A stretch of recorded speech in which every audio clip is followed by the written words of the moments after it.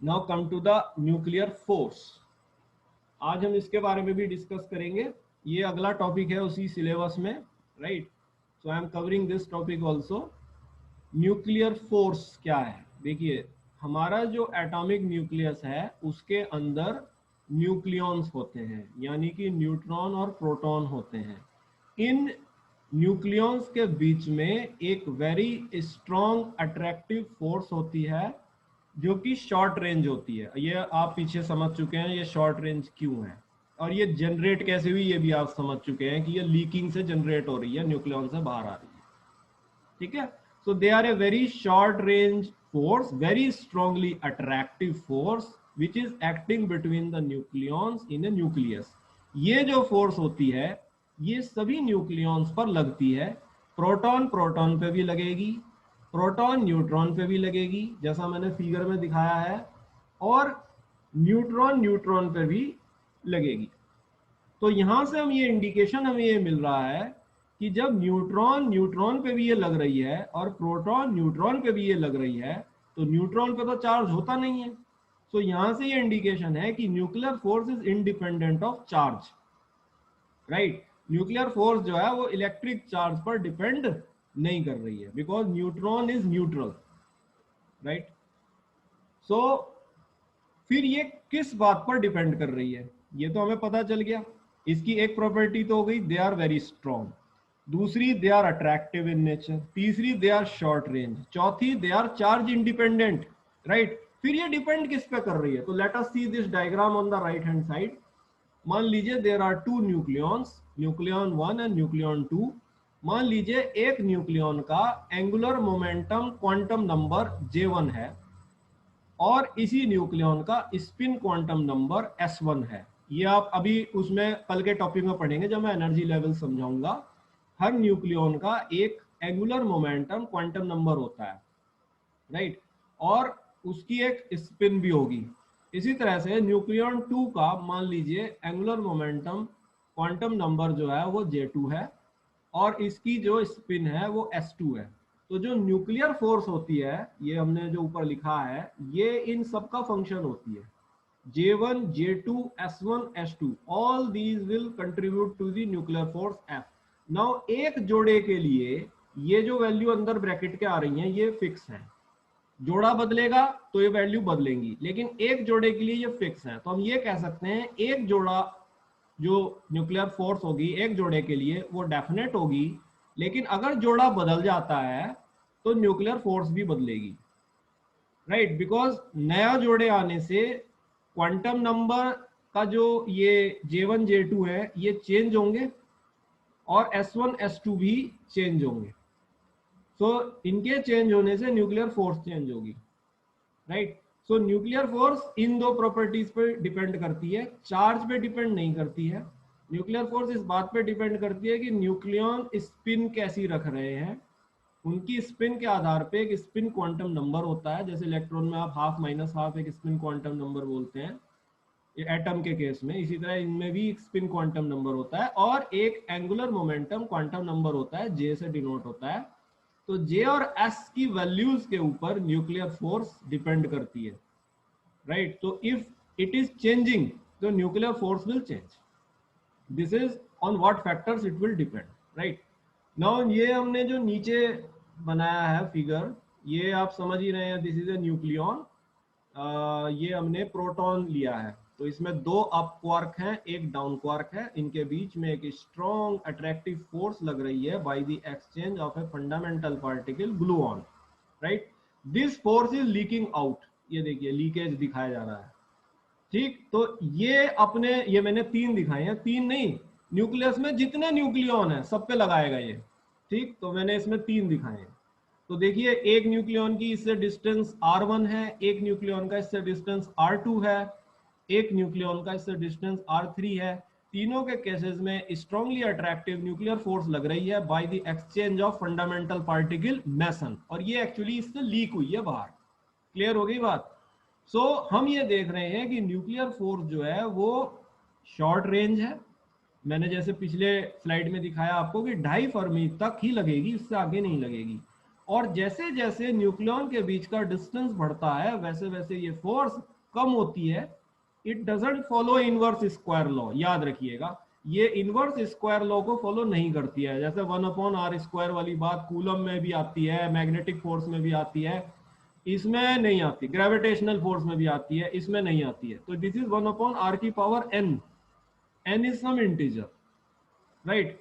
सो हम ये देख रहे हैं कि इसमें जो सबसे नजदीक न्यूक्लियन है वो n3 है, क्योंकि r3 सबसे कम है। तो इसमें सबसे ज्यादा फोर्स लगेगी इस न्यूक्लियन की, फिर n1 है जो r1 डिस्टेंस पर है उसमें उससे कम लगेगी, और सबसे दूर n2 न्यूक्लियन है जो कि r2 डिस्टेंस पर है, राइट। सो इस पर न्यूक्लियर फोर्स सबसे कम लगेगी इस न्यूक्लियन के कारण। और याद रखिएगा न्यूक्लियर फोर्स जो है वो हमेशा इंटरेक्टिंग न्यूक्लियंस पे आइडेंटिकल लगती है, राइट। सो जितनी फोर्स ये न्यूक्लियन n1 पर लगा रहा है उतनी फोर्स n1 इस पर लगाएगा, जितनी फोर्स ये न्यूक्लियन n3 पे लगा रहा है उतनी फोर्स n3 इस पर लगाएगा, जितनी फोर्स ये n2 पे लगा रहा है उतनी फोर्स ये इस पर लगाएगा, जो कि डिफरेंट है क्योंकि इन न्यूक्लियंस के डिस्टेंस इस न्यूक्लियन से डिफरेंट है, ठीक। तो न्यूक्लियर फोर्स डिस्टेंस पे भी डिपेंड करती है।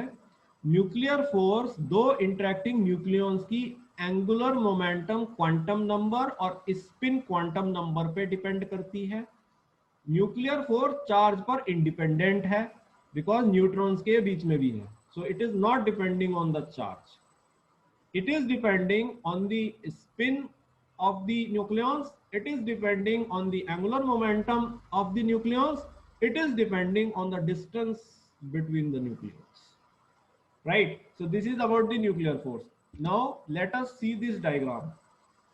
ये जो है न्यूक्लियर फोर्स का रेंज के साथ डायग्राम है, राइट। सो आप इस डायग्राम में देख सकते हैं कि 2.5, देखिए first you see one important thing, ये 0 है, सो 0 से नीचे है नेगेटिव। तो जब फोर्स होती है नेगेटिव तो वो होती है अट्रैक्टिव फोर्स, 0 से ऊपर है पॉजिटिव। जब फोर्स होती है पॉजिटिव वो होती है repulsive force. Make it a rule, this a physics rule, right.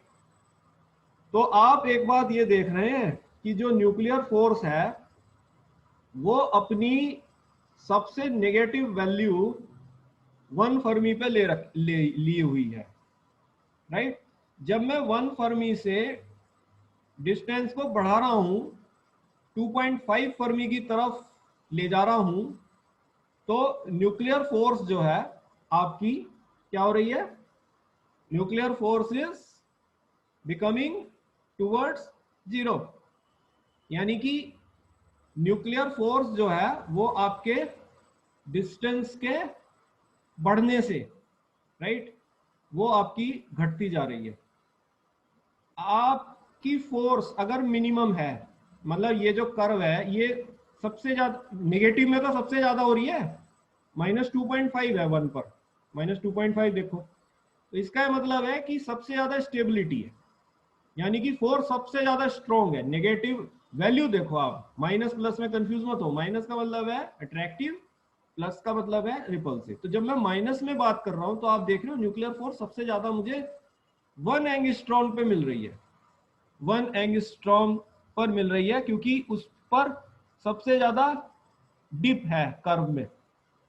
1 angstrom sorry कह रहा हूं, 1 फर्मी पे मिल रही है, right. 1 fermi is 10⁻⁻15 metres. 1 fermi पे मुझे सबसे कम ये डिप है कर्व में, तो सबसे ज्यादा न्यूक्लियर फोर्स मिल रही है। जब मैं 1 फर्मी से 2.5 फर्मी में जा रहा हूं, यानी कि न्यूक्लियंस के बीच के डिस्टेंस को इंक्रीज कर रहा हूं, तो मेरी न्यूक्लियर फोर्स का मैग्नीट्यूड कम होता जा रहा है।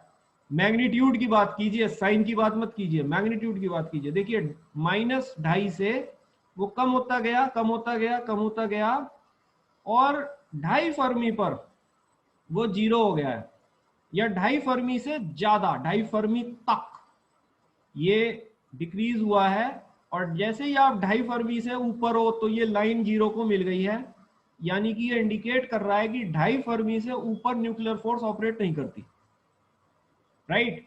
सो अगर न्यूक्लियंस के बीच का डिस्टेंस 2.5 फर्मी से ज्यादा है तो न्यूक्लियर फोर्स अनऑपरेशनल हो जाती है। ये तो राइट हैंड साइड की बात है। अब 1 फर्मी से अगर डिस्टेंस हम फर्दर रिड्यूस कर रहे हैं तो अगेन हम एक बात देख रहे हैं कि हमारी न्यूक्लियर फोर्स फिर से घट रही है और रैपिडली घट रही है, ज्यादा तेजी से घट रही है लेफ्ट हैंड साइड में as compare to right hand side. यानी कि 1 फर्मी से चाहे तो डिस्टेंस को आप बढ़ा लीजिए 2.5 फर्मी तक तो भी न्यूक्लियर फोर्स घटेगी, और अगर 1 फर्मी से आप डिस्टेंस कम करते हैं तो भी न्यूक्लियर फोर्स घटेगी। और करीब 0.7 फर्मी के पास आप देखिए ये फोर्स 0 से ऊपर निकल गई है, यानी कि पॉजिटिव हो रही है। पॉजिटिव का मतलब है फोर्स रिपल्सिव हो गई, राइट। सो ये रिपल्सिव फोर्स आ रही है, इसका ये मतलब है कि 0.7 फर्मी से कम डिस्टेंस करने पर न्यूक्लियॉन्स के बीच में रिपल्सिव फोर्स होती है, यानी कि वो आप उन्हें 0.7 फर्मी से कम डिस्टेंस पर नई स्टेबिलिटी पा सकते हो। और यही कारण है कि न्यूक्लियस का जो साइज है वो डिफाइंड है। आ रही है बात समझ में? न्यूक्लियस का साइज, न्यूक्लियस का डायमीटर कितना होता है? न्यूक्लियस का diameter, how much diameter you say it's about of the nucleus, approximately जैसा आप देख रहे हैं कि 2.5 फर्मी तक ये ऑपरेशनल है। तो आप मान लीजिए कि न्यूक्लियस का जो डायमीटर है वो हमारा मैक्सिमम 2.5 फर्मी तक हो सकता है, राइट, क्योंकि यहाँ तक न्यूक्लियर फोर्स लग रही है। लेकिन 0.7 फर्मी से कम पर ये एग्जिस्ट नहीं कर रही है, ये रिपल्सिव हो रही है। रिपल्सिव मतलब आप कर ही नहीं सकते किसी भी न्यूक्लियॉन को 0.7 फर्मी से कम। तो इसीलिए न्यूक्लियस का जो साइज है वो डिफाइंड हो गया है दुनिया में, राइट। नहीं तो आप ये कहोगे कि मैं तो जी 0 कर दूंगा न्यूक्लियस का साइज, बताओ कोई मुझे रोक लेगा? नहीं, आप 0 नहीं कर सकते, क्योंकि 0.7 से कम करते ही ये रिपल्सिव हो जाती है, राइट। तो repulsive means your stability is going, it is becoming unstable, the nucleons are drifting apart, so how can you bring them together, right? तो आई होप आपको न्यूक्लियर फोर्स का डिस्टेंस के साथ रिलेशनशिप समझ में आ गया है।